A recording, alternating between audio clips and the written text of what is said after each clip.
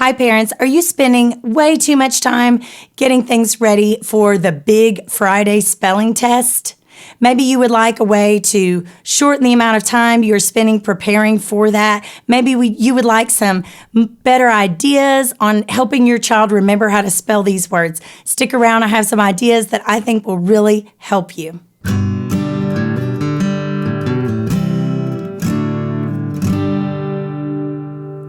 Hi, I'm Rebecca. Welcome to the Parent-Teacher Bridge, where you can find the ideas and resources you need to empower you to be your child's most influential teacher. Today, we're talking about the weekly spelling tests that so many schools around America are still doing. Now, in teaching my own children at home, I have not taken that approach of the weekly spelling test. I do something completely different where I look at the child's own writing and see what are the words and types of words they are misspelling. But I realize that there are many teachers across the country who are still giving spelling lists for children in school. And parents usually want their children to do well on those every single Friday. And some of my tutoring students have had these spelling tests, and I've had it requested of me as their tutor to work with them on their spelling words. And I'm going to share with you today these tips that I've learned. Tip number 1 is to ask for the spelling list the week before. So anytime I had a student particularly struggling in school when I was a teacher, I would give the parents the option of having the spelling words on the Friday before the next week. So they had the weekend to kind of prepare and have a little bit of extra time. We hear things about struggling learners in school getting extra time on a test, but what about some extra time to study for the test? Now, in working with the teachers of my tutoring students, I've even discovered that some of them have adopted this practice of releasing the next week's spelling words the Friday before, and they just do it for all the kids in the class. And the ones who don't struggle as much, their parents may not even touch them that weekend. But the ones who do struggle, or the ones who do have busy weeks with extracurricular activities, they may choose to use the weekend to get a little bit ahead. And I've yet to find a teacher that will say absolutely no to this idea of requesting to see the spelling words a little bit earlier. Most teachers know what their spelling words will be the following week anyway. The next tip I have to share with you is to give your child a little pre-test of the words once you get the list. Now, this is not a classroom setting, so you can make it a little bit more fun, whether you're using letter tiles to spell out the words, which might take a little bit of time, or do something quicker maybe, like writing the words on a dry erase board or using a dry erase marker to write the words on a sheet protector or something smaller. And you could even use an iPad or something on your phone and just let them write it out with their fingers. That's fine. A pretest is going to let you know which words your child already knows how to spell and which words are the problem words. It will also let you know what your child's tendency is in misspelling the words. Like, are they continually writing an E instead of an I? Or maybe they're writing messy and they're likely to get the word counted incorrect because they have messy handwriting. That's things that you can notice and fix before the day of the test. It also shortens the amount of words you know that you have to study. Why study a whole list of 10 or 15 words if there are only 5 of them that your child doesn't know how to spell? Hi, parents. Is your child struggling to read or even hates to read? Nothing you have tried has worked? Get my free guide, 5 quick tips to immediately help your struggling reader. I'm going to show you the simple tricks that I've used for years to successfully improve children's reading and their confidence in reading. It's easy, it's simple, and it's free. Just go to theparentteacherbridge.com/reading help. You can find that link in the description below.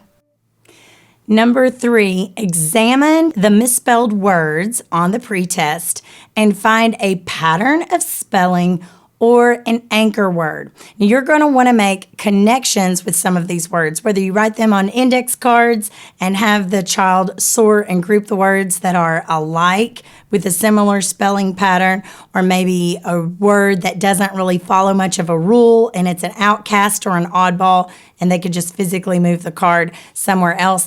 That's an idea. Let me give you a couple of examples.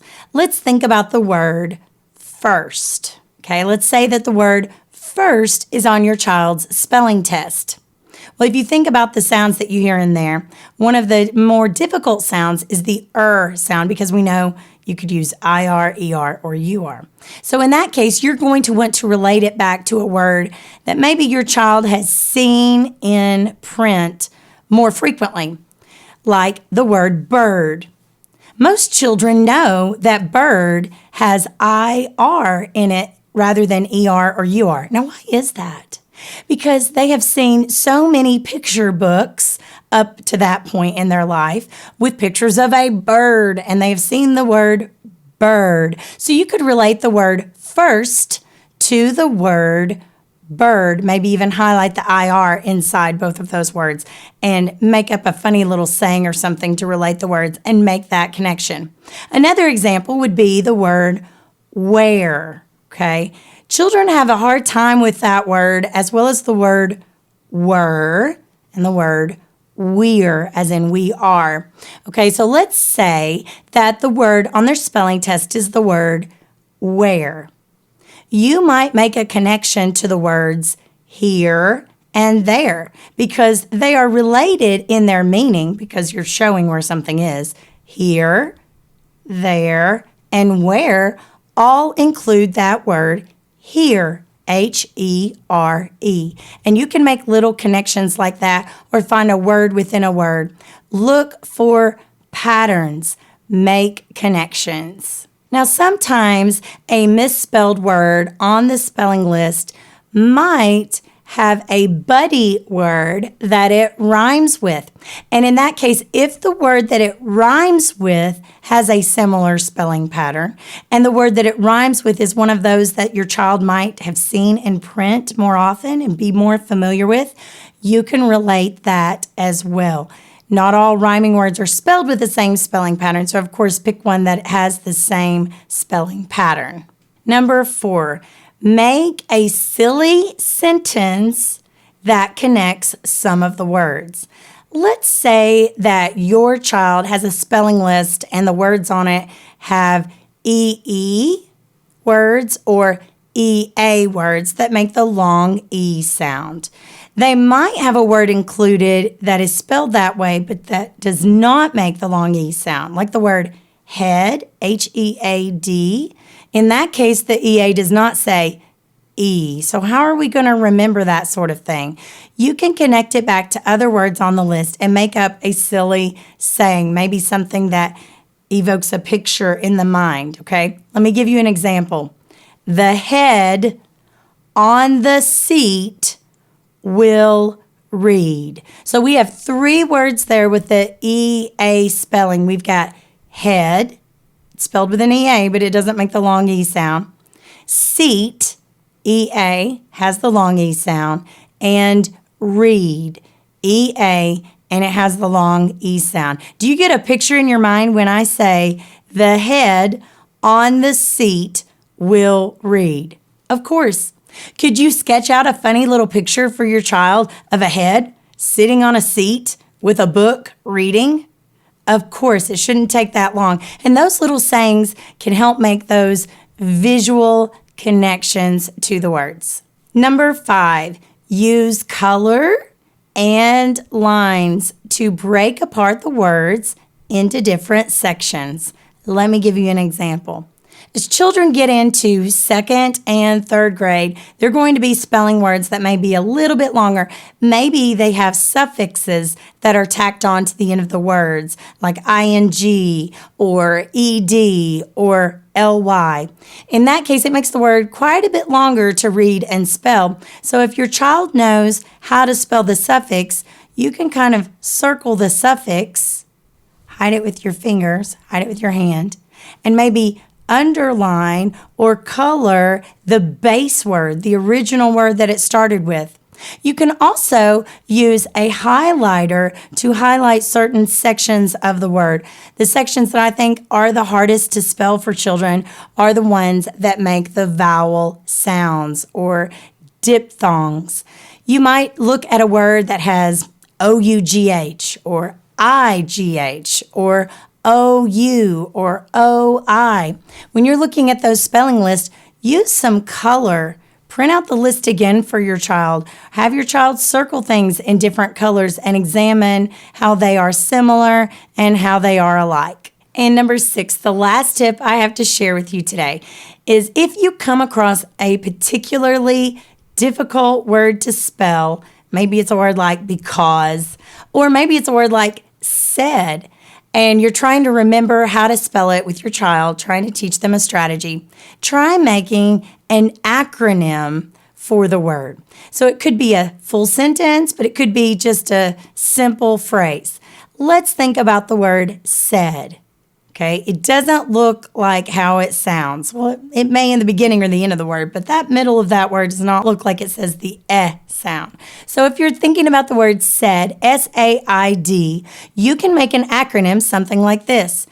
Silly ants in diapers. Would that make your child laugh or smile?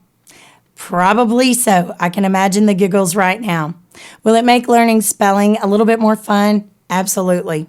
Is it going to trigger something in their brain that can help them remember to spell the word said?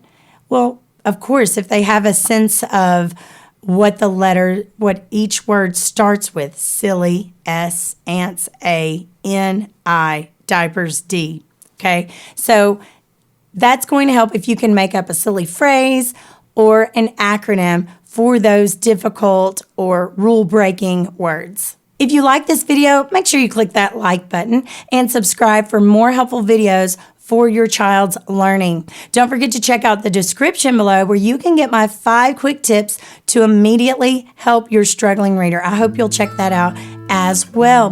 Don't forget you can find the Parent Teacher Bridge on Facebook and Instagram. Remember, you are your child's most influential teacher.